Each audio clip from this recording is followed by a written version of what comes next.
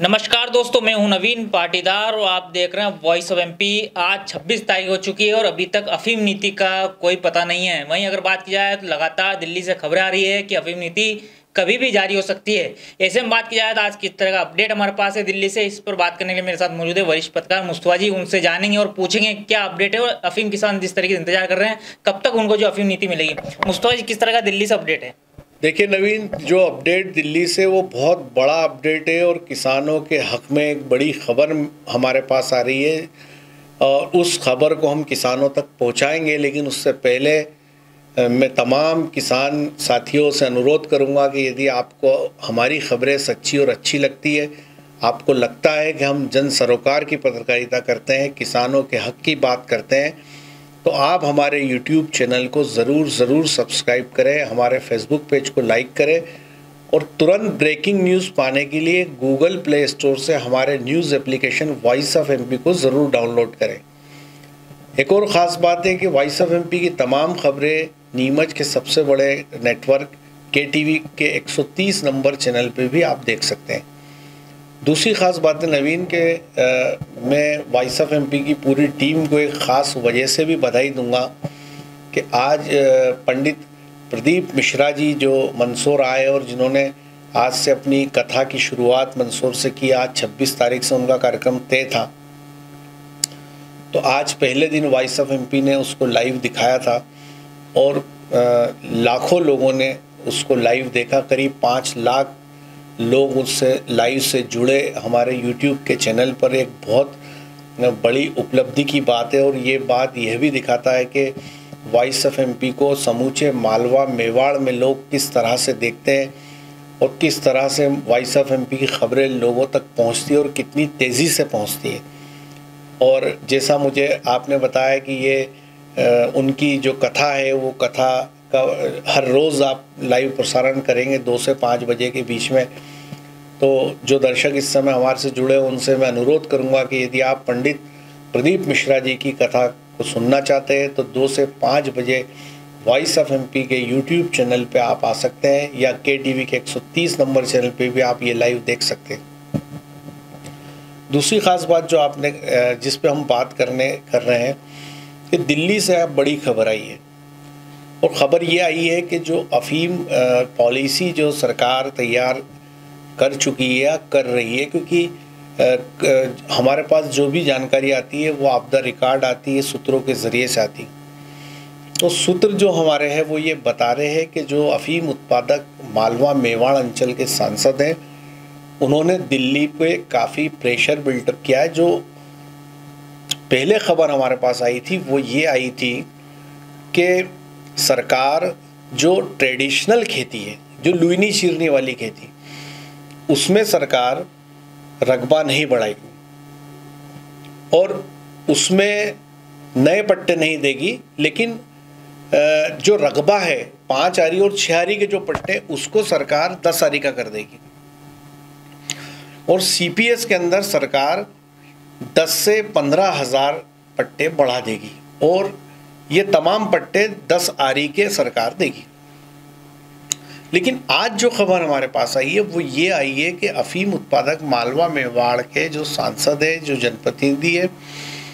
उनकी दिल्ली में लगातार बात हो रही है और ऐसी सूचना अब आ रही है कि सरकार हो सकता है कि लुईनी चिरनी यानी ट्रेडिशनल खेती में भी नए पट्टे जारी कर दे। नए पट्टे इन द सेंस कि जिन पट्टों की मांग किसान लगातार करते रहे, किसान संगठन करते रहे, कि 1998 से जो कटे पट्टे हैं, जो अलग अलग कारणों से कटे।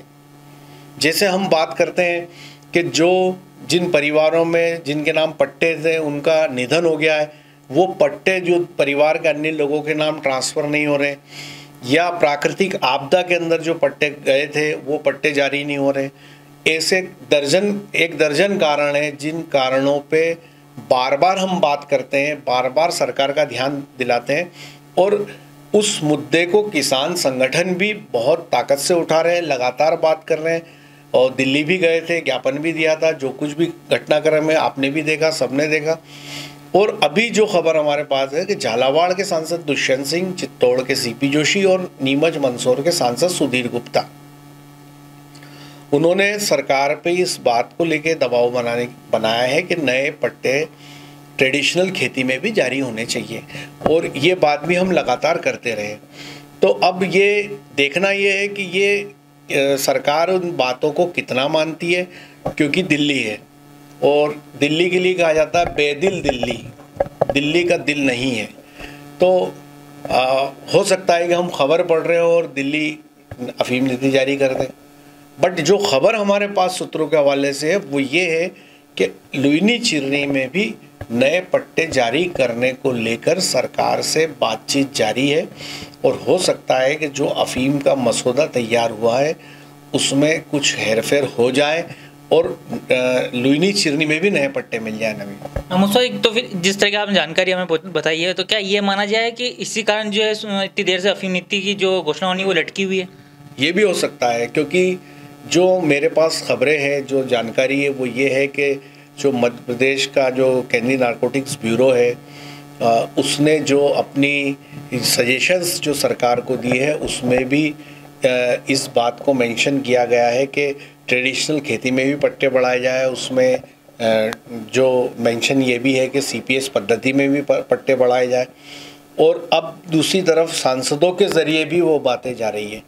तो जाहिर सी बात है कि विभागीय तौर पे भी इसी तरह की फाइंडिंग्स जो है वो सरकार तक गई है, उसी तरह की बातें अब सांसद भी सरकार से कर रहे हैं। तो हो सकता है कि अफीम नीति में देरी का ये भी कारण हो कि सरकार कभी ट्रेडिशनल खेती में पट्टे बढ़ा दे, क्योंकि देखिए कि जिस तरह का काम डॉक्टर संजय कुमार ने किया और जिस तरह का नरेश बुंदेल ने किया, जो general manager opium alkaloid plant है, कि जो इस बार गाढ़ता परीक्षण हुआ वो बहुत ट्रांसपेरेंट हुआ, बहुत पारदर्शी हुआ, और काफ़ी अच्छी रिजल्ट्स जो है इस बार उन्होंने दिए हैं। किसानों में भारी खुशी है और ज़ीरो टॉलरेंस पे काम हुआ है, और 1 रुपये के लेन देन की खबर अभी तक नहीं आई है, और जो नेक्सस ऑपरेट हो रहे थे वो पूरी तरह इस समय भूमिगत हो गए। और वही स्थिति नारकोटिक्स की है। डॉक्टर संजय कुमार जो डिप्टी नारकोटिक्स कमिश्नर हैं, उन्होंने भी अपनी व्यवस्थाओं को उतना ही चाक चौबंद किया है, और पट्टा वितरण को लेके भी बड़े पैमाने पे तैयारी चल रही है, और अगले साल के लिए यहाँ तक तैयारी है कि ऑनलाइन पट्टों का वितरण किया जाए, और इस बार जो अफीम की सरकारी खरीद हो उस पर मौके पर ही फाइनल रिजल्ट दिया जाए, इसकी डॉक्टर संजय कुमार तैयारी कर रहे हैं। तो लगातार ये दोनों अधिकारी किसानों के हित में काम कर रहे हैं, और इनके द्वारा जो दिल्ली को जो जानकारियाँ भेजी गई है, जो हमारे सूत्र हैं हमें जो बता रहे हैं कि वो किसानों के हक में भेजी गई है, और ये कहा गया है कि चूँकि अब बजाज हेल्थ केयर को भी उन्होंने प्राइवेटाइजेशन में 500 टन अफीम की प्रोसेसिंग का जो ठेका दे दिया है, तो ऐसी स्थिति में फैक्ट्री और बजाज हेल्थ केयर को भी देने के लिए ओपीएम चाहिए, प्रोसेसिंग के लिए अफीम चाहिए, और उसको उन्होंने आगे बढ़ाने को भी कहा है कि आप उसको लगातार आप इस प्रोसेसिंग को बढ़ाएंगे। तो इन सब कारणों को मिलाकर अगर देखा जाए तो इस समय इस बात की चर्चा चल रही है, जो अफीम उत्पादक अंचल के सांसद हैं, जो तमाम लोग हैं, वो चूँकि इसमें एक और ख़ास बात है कि नवीन, जो अफीम का बहुत संवेदनशील इशू है, पट्टे का मामला है, तो पट्टा कट जाता है, लोगों में नाराज़गी होती है, तो कोई भी नेता कैमरे के सामने बोलने के लिए तैयार नहीं होता। हम लगातार कोशिश करते हैं, हमें किसान कहते हैं, हमें मैसेज लिखते हैं, सैकड़ों मैसेज आते हैं कि आप सांसद से बात कीजिए, सुधीर गुप्ता से, दुष्यंत सिंह से, सीपी जोशी से, लेकिन कोई भी नेता कैमरे पे आके कमिटमेंट करना नहीं चाहता। उसका रीज़न है कि यदि उन्होंने कोई कमिटमेंट कर दिया, उन्होंने बोल दिया कि मोहनलाल जी नागदा आपका पट्टा हो जाएगा, तो ऐसी स्थिति में कल अगर पट्टा नहीं हुआ तो फिर क्या करेंगे। तो जाहिर सी बात है कि हर व्यक्ति इस बात का इंतज़ार करता है कि पॉलिसी आ जाए, पर एफर्ट इस बार अच्छे खासे हो रहे हैं, जो खबर है मेरे पास है। दूसरा, चुनावी वर्ष है, तो भारतीय जनता पार्टी की सरकार कोई रिस्क लेना नहीं चाहती है, और वो ये भी जानते हैं कि यदि अफीम किसानों से पंगा हुआ तो पार्टी को वोटों का भारी नुकसान होगा। और जैसा कि आप खुद भी देखते हैं कि जो हमारी ख़बरें हैं उस पे जो हज़ारों कमेंट किसान लिखते हैं, उसमें साफ तौर पे किसान थ्रेट कर रहे हैं, बोल रहे हैं, बता रहे हैं कि यदि इस बार पॉलिसी सही नहीं आई तो किसान बेरुखी करेंगे, पार्टी से मुंह मोड़ लेंगे, सरकार बदल देंगे। इस तरह के साफ तौर पे किसान लिख रहे हैं। और जो किसान इस समय हमारे ख़बर को देख रहे हैं, उनसे मैं अनुरोध करूंगा कि आप हमारी ख़बरों पे प्रतिक्रियाएं ज़रूर दें। जो एक दोनों तरफ से संवाद होना चाहिए। जब हम कोई ख़बर आपके लिए लेके आते हैं तो आप भी उस पर अपनी प्रतिक्रिया अवश्य दें, ताकि उससे हमें और सरकार में बैठे लोगों को ये पता चलता है कि आखिर किसान सोच क्या रहा है, किसान चाहता क्या है, और उसी के हिसाब से वो बातें सरकार तक पहुंचती। यदि आप अपनी राय नहीं देंगे तो सरकार में बैठे जनप्रतिनिधियों को पता नहीं चलेगा कि किसान आखिर चाहता क्या है। इसलिए ज़्यादा से ज़्यादा कमेंट करें। जितनी ज़्यादा आप उसमें अपनी प्रतिक्रिया देंगे, उतनी बातें दिल्ली तक पहुंचेगी। और एक और अनुरोध है कि हमारी वीडियोस को आप ज़रूर वायरल करें, अपने और साथियों तक पहुंचाएं, ताकि वो लोग भी वॉइस ऑफ एमपी के परिवार का हिस्सा हो सके। नवीन, मुस्तफा जी, जिस तरीके से आपने पूरी जानकारी बताई, तो क्या माना जाए कि अब नेताओं ने जो वॉइस एमपी की खबरें और खबरों में जो कमेंट किसानों के, उन्हें पढ़ना शुरू कर दिया, इसलिए जो है लूनी चीरनी की मांग अब जो है दिल्ली में वो रखने लगे? देखिए, पक्की बात है और तमाम नेता इस बात को कहते भी है, आपसे भी कहते हैं, मुझसे भी कहते हैं कि हम आपके हर खबर को देखते हैं और सुनते हैं। और ख़ास तौर पे मैं कैमरे के सामने एक बात बोलना चाहूँगा कि जो हमारे नीमच मंदसौर के जो सांसद है सुधीर गुप्ता, वो इस मामले में बेहद अलर्ट और जागरूक है और वो मीडिया की ख़बरों को प्रमुखता से वॉच करते हैं, देखते हैं। वो दिल्ली रहे, यूपी रहे, गुजरात रहे, जहाँ भी रहे। और इस बात का हमें उनसे जब हम बात करते हैं तो हमें साफ पता चलता है कि वो खबरें देखते हैं और ख़ुद भी बोलते भी हैं। तो ये एक अच्छी बात है कि जो जनप्रतिनिधि होता है वो मीडिया की ख़बरों पे अगर नज़र गड़ा के रखता है तो वो ग्राउंड ज़ीरो से अपडेट रहता है, क्योंकि वो हर रोज़ तो वो अपनी कॉन्स्टिट्यूंसी में, अपने इलाके में घूमने जाते नहीं, या हर रोज़ तो उनकी लोगों से, वोटर्स से बात होती नहीं। ऐसे में जो ज़रिया होता है वो मीडिया होता है। मीडिया की ख़बर आपको जगाती है, आपको अलर्ट करती है, आपको बताती है कि आखिर ग्राउंड ज़ीरो पे हकीकत क्या है। और वो जो नेता इस मीडिया के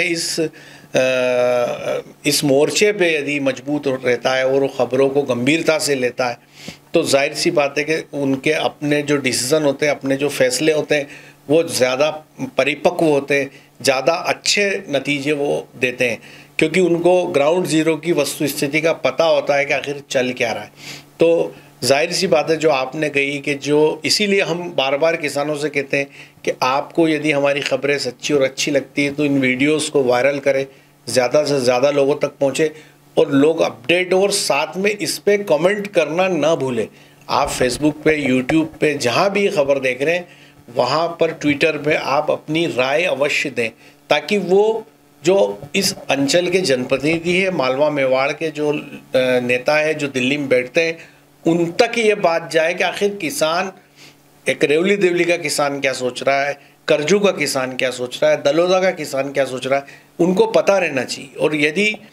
वो, इसका एकमात्र ज़रिया यही डिजिटल मीडिया है कि जब आप अपनी बात लिखते हो तो वो बात उन तक पहुँचती है। तो वो कोशिश करेंगे कि किसान की जो डिमांड है उसको हम कैसे पूरा करें। तो ये अच्छी बात है और इस पे किसानों को और अलर्ट रहना चाहिए, ज़्यादा कमेंट करना चाहिए, अपनी राय देनी चाहिए और पूरी मन की बात उनको लिखनी चाहिए कि आखिर ग्राउंड ज़ीरो पे किसान चाहता क्या है। नवीन, मुस्तफा जी, क्या माना जाए, कब तक अफीम नीति जारी हो सकती है? क्या दिवाली का दिया अफीम का पौधा देख पाएगा? बिल्कुल देखेगा नवीन, क्योंकि अभी दिवाली में काफ़ी वक्त है और जो संभावनाएं हैं, अगर मान लो कुछ अमेंडमेंट भी सरकार करती है और कुछ चेंज भी अगर होते हैं तो सफिशिएंट टाइम सरकार के पास है। और आज 26 तारीख है और 30 तारीख तक संभावना है कि अनाउंसमेंट हो जाएगा। सरकार के लिए कोई भी रद्दोबदल करना कोई बड़ा काम नहीं है, चंद मिनटों और सेकंडों का काम है। सरकार के पास बड़ी फौज अफसरों की है, खाली ज़बान हिलाने की देर है, सब कुछ प्रिंट हो जाता है, सब कुछ ऑनलाइन हो जाता है। मैंने तो अभी आपसे कहा कि हम जब इस डेवलपमेंट पे बात कर रहे हैं, जो खबर हमारे पास आई है और ख़बर पढ़ते पढ़ते हमें पता चले कि अफीम नीति जारी होगी तो कोई ख़ास बात नहीं। तो संभावना यही है कि 30 सितंबर तक अफीम नीति अनाउंस हो जाएगी, और यदि कोई बड़ा उलटफेर रहा तो जाहिर सी बात है कि 2 अक्टूबर के पहले तो जारी होना ही है। एक ये जो हमारे पास जो खबरें आ रही है, क्योंकि सरकार ये चाहती है कि जल्दी से जल्दी, क्योंकि उसके बाद दिवाली आ जाएगी और किसानों को दिवाली की तैयारियों में भी लगना है, बहुत सारे काम होते हैं, और अफीम की फसल का मामला बहुत गंभीर और संवेदनशील है। तो वो उस फसल को लगाना, उसकी व्यवस्थाएं बिठाना, उसमें काफ़ी वक्त जाएगा, और यदि इस समय टाइम ज़्यादा ले लिया गया तो दिवाली के समय में किसान अफीम की बुआई करेगा कि त्यौहार मनाएगा, ये भी एक संकट का कारण है। तो ऐसी स्थिति में मुझे जो लगता है कि गुड न्यूज़ मिल सकती है मालवा मेवाड़ के अफीम किसानों को, और लुइनी CPS के साथ नवीन लुइनी चिरनी में भी पट्टे बढ़ सकते हैं, जो खबरें हमारे पास हैं। और मैं बार बार हमेशा एक बात बोलता हूं कि हम वो एजेंसी है जो ग्राउंड ज़ीरो से संवाद करते हैं, और जो खबरें होती है उसको हम किसानों तक पहुंचाने का काम करते हैं। किसानों की जो खबरें होती है वो हम सरकार तक पहुंचाने का काम करते हैं। हम अथॉरिटी नहीं है, आपके मेरे पास वो कलम नहीं है जिससे हम पट्टे जारी कर सकें। तो जो खबरें हमारे पास आती है वो हम किसानों तक पहुंचा लेते हैं। अब सरकार के स्तर पे क्या डेवलपमेंट हो जाए, कब क्या चीज़ बदल जाए, उसकी कोई गारंटी नहीं, क्योंकि मैंने अभी कहा कि खबर पढ़ते पढ़ते अफीम नीति जारी हो जाए तो सरकार है, सरकार कुछ भी कर सकती है। सरकार 3 कृषि कानून ला भी सकती है और कृषि कानून वापस भी ले सकती। तो अभी का जो डेवलपमेंट है वो ये है कि जो आधिकारिक स्तर से जानकारी सरकार के पास गई है, और जो यहाँ मालवा मेवाड़ के नेता है उन्होंने जो सरकार के सामने बात रखी है, उसको लेकर ये खबर हमारे पास आ रही है कि CPS के साथ ट्रेडिशनल खेती में भी पट्टे बढ़ सकते हैं। नवीन, तो ये थे वरिष्ठ पत्रकार मुस्तफा जी, जिनसे हमने बात की, और दिल्ली से किस तरह की अपडेट आ रही, किस तरीके से किसानों को लूनी चीरने के साथ CPS में भी जो है राहत मिल सकती है। यह था अब तक का अपडेट। इस तरह अपडेट के लिए बने रहे मेरे साथ। जय हिंद, जय भारत।